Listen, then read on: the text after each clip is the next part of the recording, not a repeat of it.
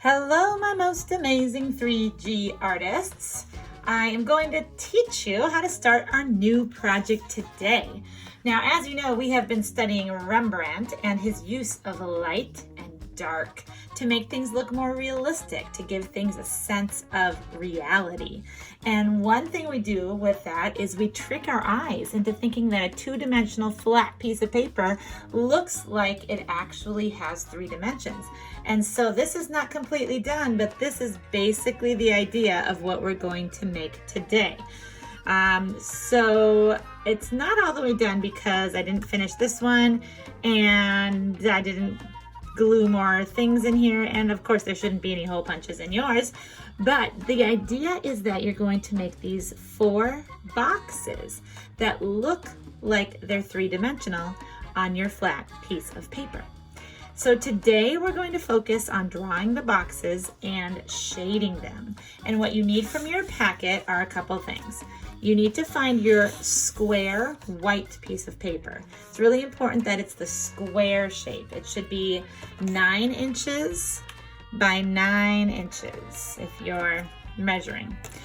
The other thing you're gonna need is actually one of these little square pieces of painted paper.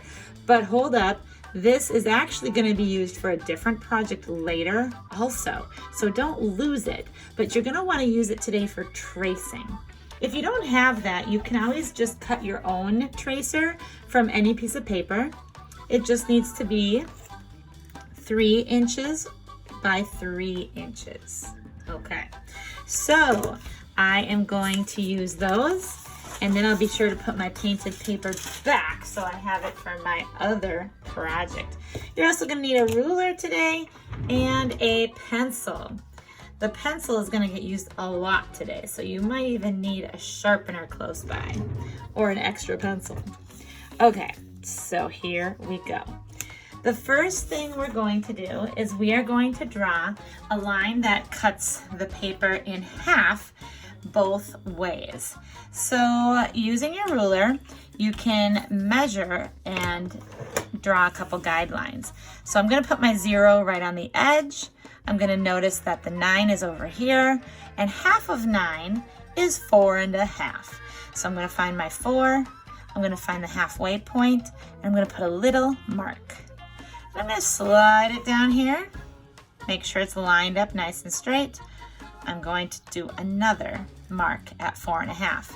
It's important that you have 2 marks when you want to draw a straight line, because then you know your ruler is not going to be crooked. So then you can line up your ruler, and this time we're not measuring with the numbers. We're just lining it up so that it is going to be a straight edge. So I can make sure this one and this one are both in line. Then just run your pencil down the middle. So there's one. And then, apparently my ruler's dirty, but hopefully yours isn't.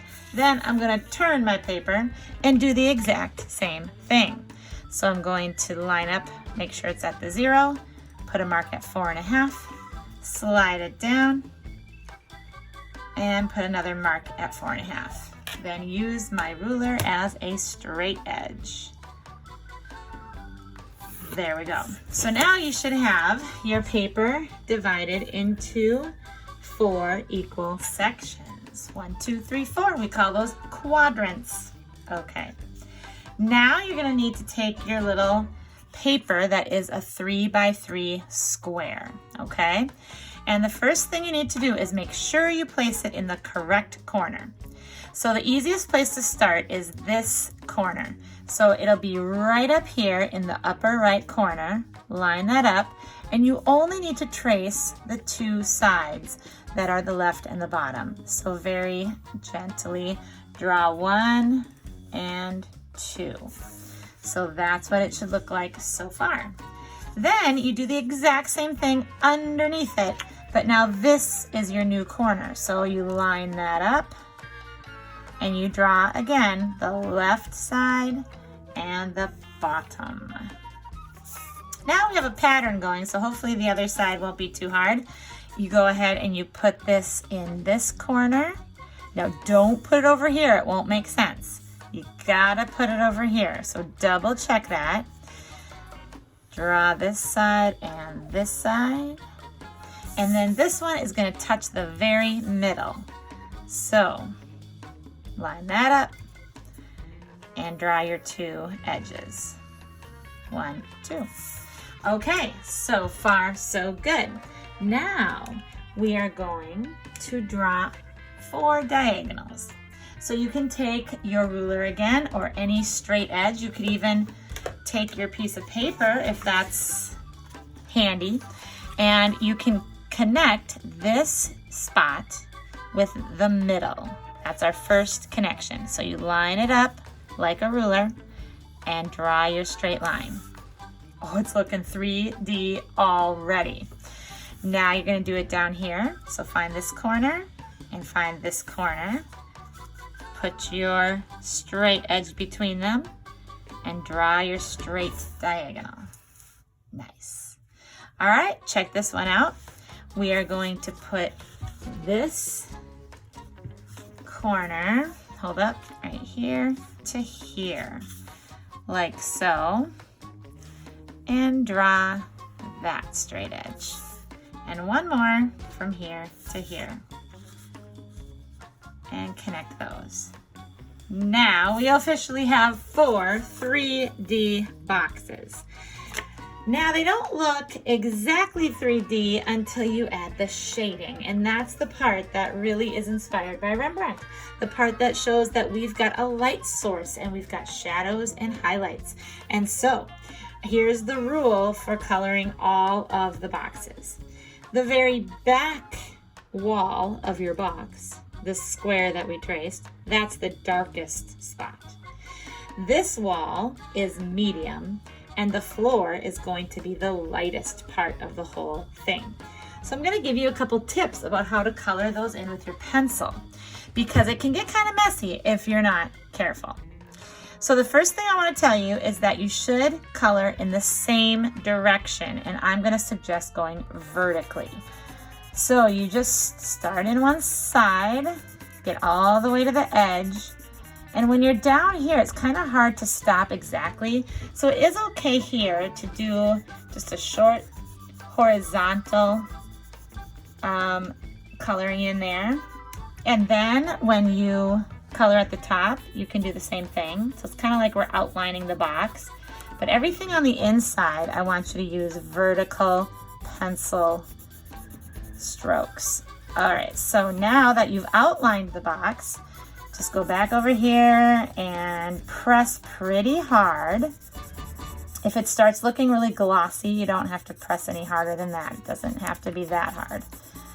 And try to make sure you don't see any of that white paper shining through. I don't want to see any like scribble marks.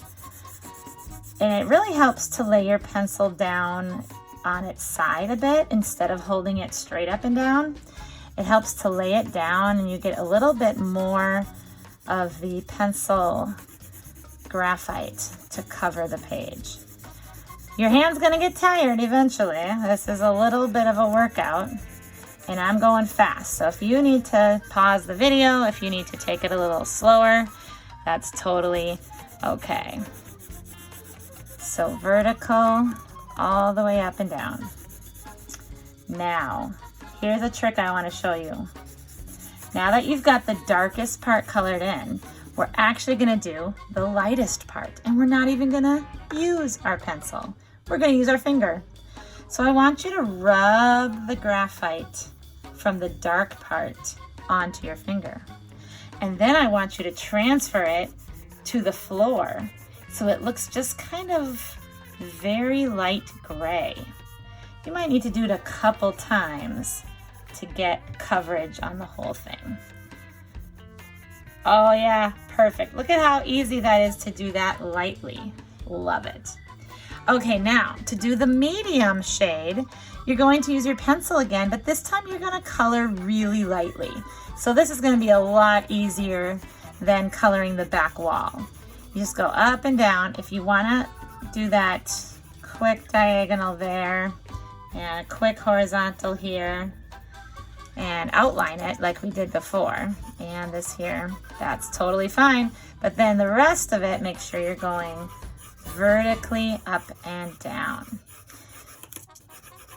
Now you might even want to, when you're done, take your finger again here and rub it around a little bit just to kind of make it look blended or a little softer. Gets rid of some of those pencil strokes. There. But make sure the bottom floor is the lightest part. All right. Now I need you to do that same exact thing in all of your squares.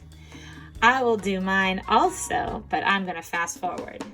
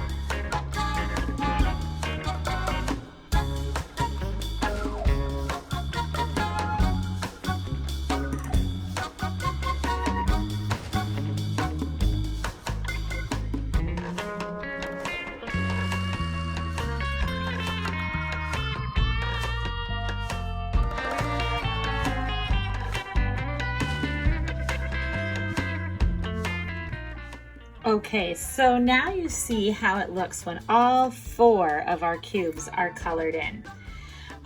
Double check and make sure that, you know, the background is the darkest, and then the bottom, the floor is really light, and then the walls should be the medium color. All right, now that's it for this week, but I want to give you a heads up that next week we are going to be cutting things out of magazines or flyers that you get in the mail and gluing them on, and I'll be teaching you more about that. But you should probably be on the lookout for things like catalogs or magazines, or, you know, now there's a lot of ads that come in the mailbox that for different stores with like Christmas presents and things like that. Toys and different things. You might want to collect some of those that your parents don't mind if you cut them up. And we're going to find some of your favorite things and put them in the boxes. Also, this is optional, but I will teach you next week how to take a photo of yourself, or someone would have to take the photo of you, but basically where you're sitting on the edge of something with your knees hanging over the edge. And then if you have the ability to print it out and cut it out, it makes a really fun addition to the boxes. So I'll tell you more about that next week, but I just wanted you to start thinking about that and collecting those magazines if you can get some of those. All right. Thanks. We'll see you next time.